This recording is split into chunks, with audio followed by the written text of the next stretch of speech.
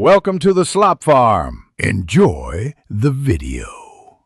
You'll begin by creating the UI elements essential for a functional scroll bar. Add a canvas and then UI scroll bar.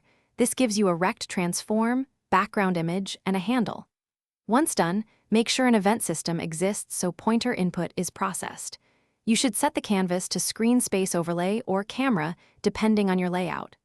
Also check the canvas scaler to keep consistent size across resolutions. This prevents the scroll bar from appearing too large or too small when you test.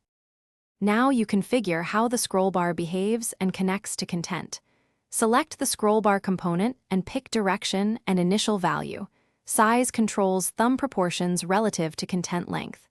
Link the handle rect so dragging works, and adjust anchors and pivot so the handle stays constrained. Next, either wire the scroll bar to a scroll, rec's vertical/horizontal property, or subscribe to on value changed in code to move content by multiplying value by content range. This ensures smooth, predictable scrolling across different content sizes. Finish by testing and refining the interaction so it feels natural. Play the scene and try large and small content. Make sure the thumb size updates and the movement is smooth. If you want inertia or snapping, implement it in on-value changed or enable scroll rec's built-in elasticity.